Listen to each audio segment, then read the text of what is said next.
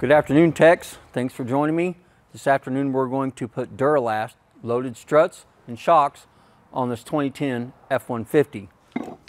Let's get the wheel off, see what we got going on behind there. Now that we have the wheel out of the way, talk with your customer, find out what their concerns are. Usually with suspension, it's always going to be something like a clunking or a thumping noise when they go over bumps, or squeaking when they turn left or right. Perform a good visual inspection. We'll look, make sure there's nothing broke, loose, missing, leaking, stuff like that before you take anything apart. What we're going to do now is we're going to unhook the top part of the strut that's in the spring bucket, and then we'll unhook the lower part. We'll get the strut out, and then we'll replace it with one of our loaded struts.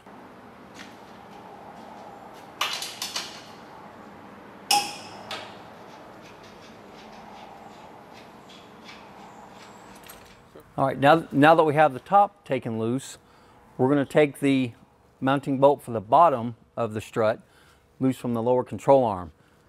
Sometimes it helps create yourself a little space. Got to move things out of the way so you can get to them real easy.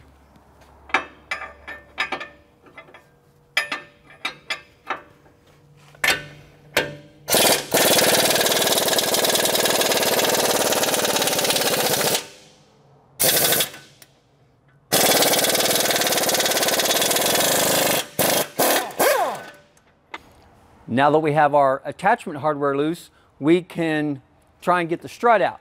In this particular case on this truck, it will not come out.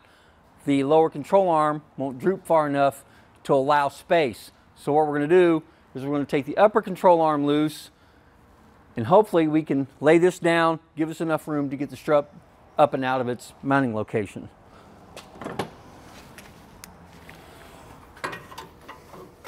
All right, now that we have our upper control arm loose, make sure there's no tension on your brake hoses, ABS lines, any of that kind of stuff.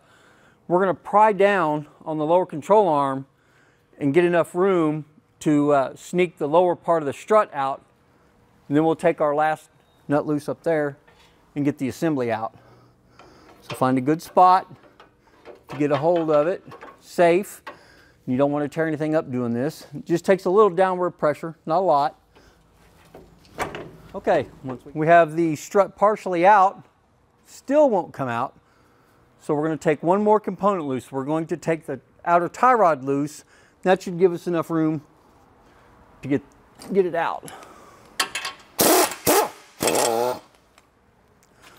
Try and take off as little as possible when you're doing this.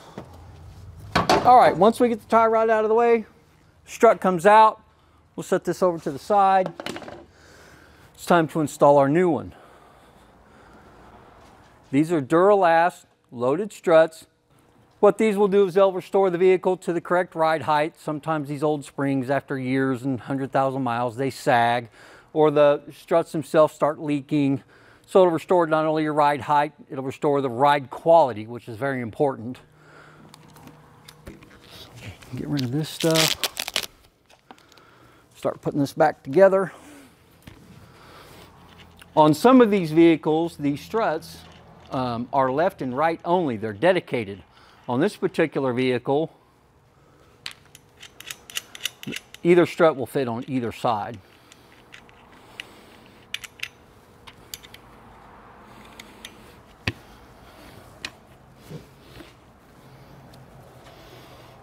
All right, you have 3 studs that you have to line up here on the top.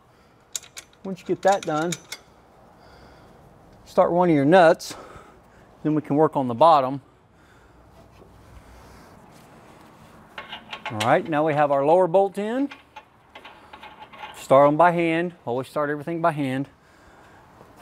Now we can reinstall our upper control arm to spindle. We have our upper installed. Our jack is out of the way. We can install our outer tie rod.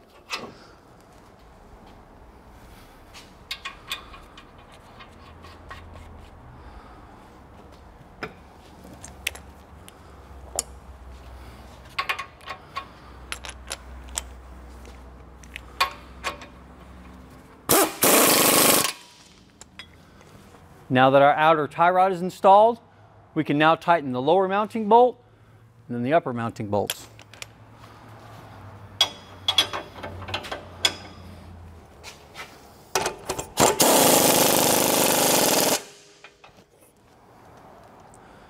These loaded struts come with new mounting hardware. It's always a good idea to reuse that.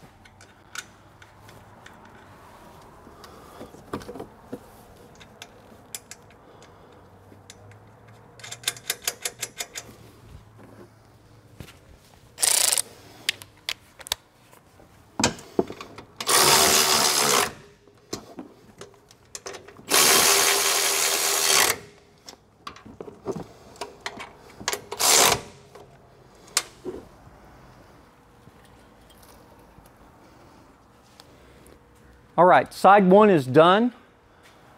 Before I put the wheel in, I'm going to go over, check all my parts, make sure everything I took off I put back on and is tightened to spec, and then we'll switch over to the other side. Time to do the rear. This vehicle has struts in the front, shocks in the rear. We'll get the wheel and tire off, see what we're working with. All right, as you can see here, this shock is actually bad. The seal has gone bad. You can see all the oil has leaked out. Typically, when this happens, you'll get a customer complaint of like an unsteady feel going down the road. You'll get a vibration going down the road. You'll see it in your tire wear. So after we replace this truck's gonna ride a lot better.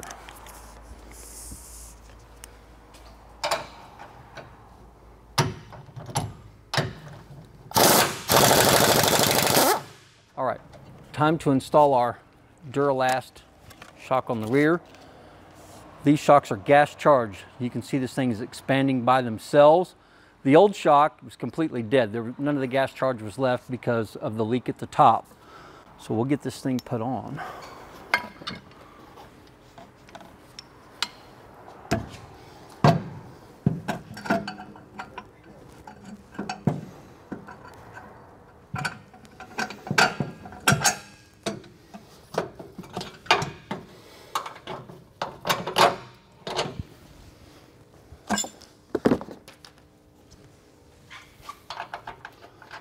Always start your hardware by hand. We don't want any cross-threaded bolts.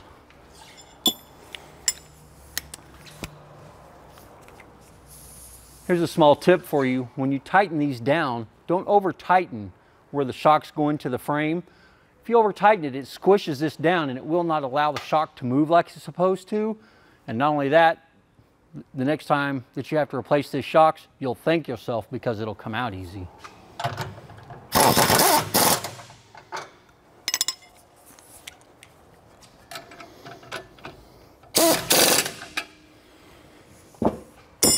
All right, so we have our shock installed on this side.